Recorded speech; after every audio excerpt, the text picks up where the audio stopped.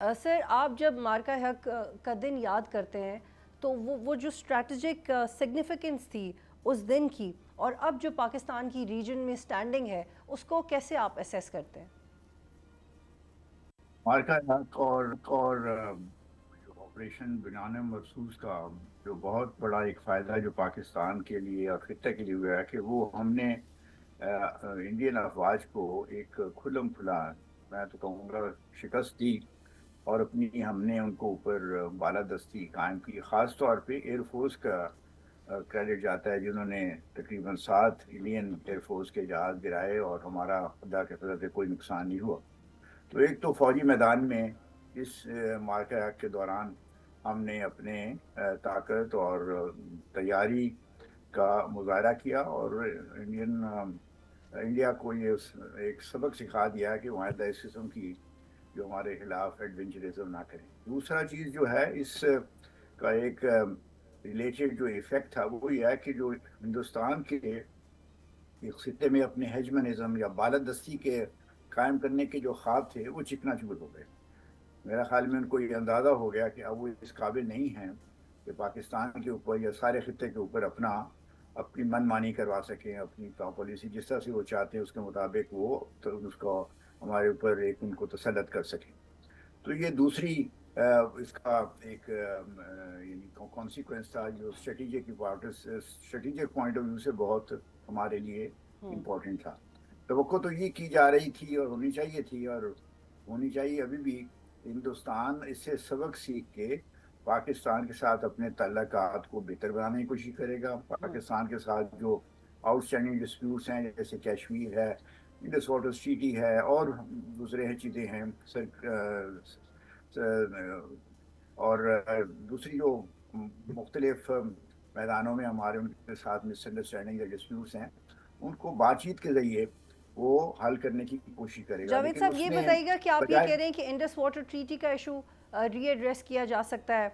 کشمیر کا issue internationalise ہوا ہے دوبارہ، ان دونوں اسپیکٹس کے اوپر پاکستان خاص طور پہ کیا کام کر سکتا ہے؟ ایک ایک کر کے بتائیے گا۔ For example Indus water treaty پہ جو پاکستان کا موقف ہے،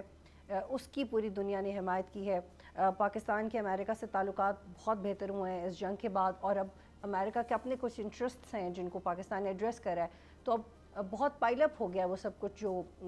امریکہ کو سوٹ کرتا ہے پاکستان سے۔ تو ہم پہلے کشمیر کا بتائیں کہ کشمیر کو کیسے ہم سٹیج کر سکتے ہیں؟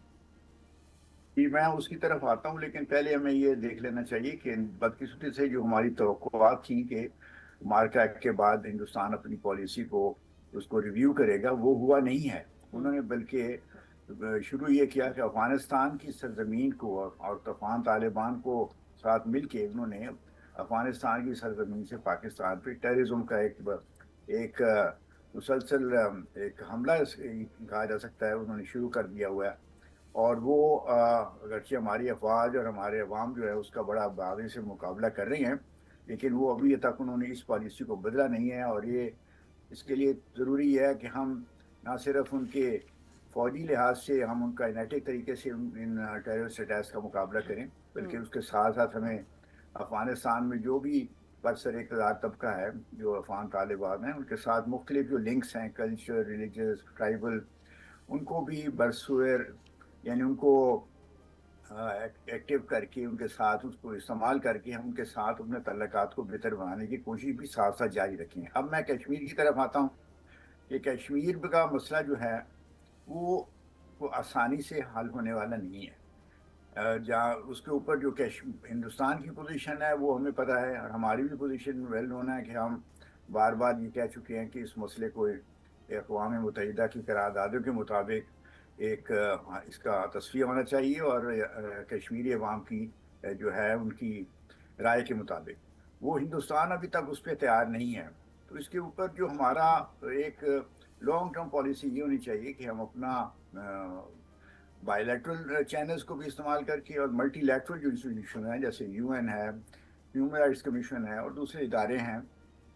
ان کو ہم استعمال کر کے وہاں پہ اپنی آواز بلند کریں، کشمیریوں کی آواز وہاں تک پہنچائیں، اور اس طرح سے ایک ہم لانگ ٹرم ڈپلومیٹک اور پولیٹیکل پریشر جو ہے اس کو بلڈ اپ کرنے کی کوشش کریں، تاکہ आगे जाके हिंदुस्तान अपनी पॉलिसी को रिव्यू करने पे तैयार हो। लेकिन इसमें एक जावेद साहब चीज़ एक सवाल ले लीजिएगा प्लीज़। आपने UN SC के रेजोल्यूशंस का जिक्र किया और रिसेंटली जो यूनाइटेड नेशंस की रिपोर्ट थी उसमें ये इस्टेब्लिश होता है कि इंडिया कोऑपरेट नहीं कर रहा पहलगाम ऑपरेशन के इन्वेस्टिगेशंस में। इसकी बुनियाद के ऊपर पाकिस्तान कैसे प्रेशराइज कर सकता है कि आप इंडियन एग्रेशन को एड्रेस करें, because it is by product of non cooperation of India.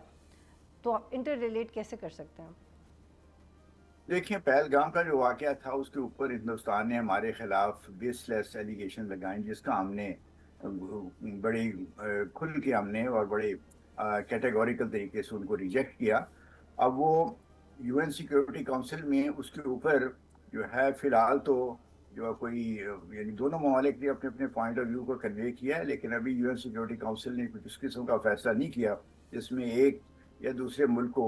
मूरद इल्ज़ाम ठहराया गया हो। तो ये मैं ये करने वाला ये था कि इस कश्मीर के इशू के ऊपर हमें लॉन्ग टर्म पॉलिसी बनानी होगी। उस पॉलिसी के मुख्तलिफ सेगमेंट्स या मुख्तलिफ एस्पेक्ट्स होने चाहिए। एक तो फौजी लिहाज से हमें तैयार रहना चाहिए कि अगर हिंदुस्तान दोबारा हमारे खिलाफ एडवेंचरिज्म करे तो हमारे पास क्रेडिबल सिक्योरिटी डिटेरेंट होना चाहिए ताकि वो इस किस्म की हरकत ना करे, और करे तो फिर उसको इतना नुकसान पहुँचे कि वो दोबारा उस तरफ आने की कोशिश ना करे। दूसरा, उसके साथ साथ हमें ये ज़रूरी है कि हम पाकिस्तान की जो इकोनॉमिक स्ट्रेंथ है, टेक्नोलॉजिकल स्ट्रेंथ है, साइंटिफिक प्रोग्रेस है, उसके ऊपर तवज्जो दें, क्योंकि in the long term Kashmir का मसला हमारी ख्वाहिश के मुताबिक या हमारे पॉइंट ऑफ व्यू के मुताबिक और कश्मीरी अवाम की ख्वाहिशात के मुताबिक हल होना है, वो तभी होगा अगर पाकिस्तान जो है वो अपने आप को मजबूत बनाए और रिलेटिवली स्पीकिंग हमारी जो रेट ऑफ प्रोग्रेस है इकोनॉमिक प्रोग्रेस वो इंडिया से ज़्यादा हो। इस वक्त बदकिस्मती से इस मैदान में हमारी वो प्रोग्रेस नहीं है जैसे होनी चाहिए थी। इंडिया का GDP ग्रोथ रेट हमसे तकरीबन 2 गुना ज़्यादा है और ये अंदर पाकिस्तान के लिए एक लॉन्ग टर्म ख़तरे की घंटी है। जहाँ तक हमें फ़ौजी मैदान में कामयाबी हासिल हुई है उसको हमें सेलिब्रेट करना चाहिए, लेकिन साथ साथ हमें अपनी इकोनॉमिक स्ट्रेंथ, टेक्नोलॉजिकल स्ट्रेंथ को भी बढ़ाना चाहिए और उसी तरफ पूरी तवज्जो देनी चाहिए बहैसियत कौम की। और वो ये हमारी इस वक्त अकेली हील है, ये बुनियादी एक कमज़ोरी है और इसके ऊपर हमें ओवरकम करना चाहिए।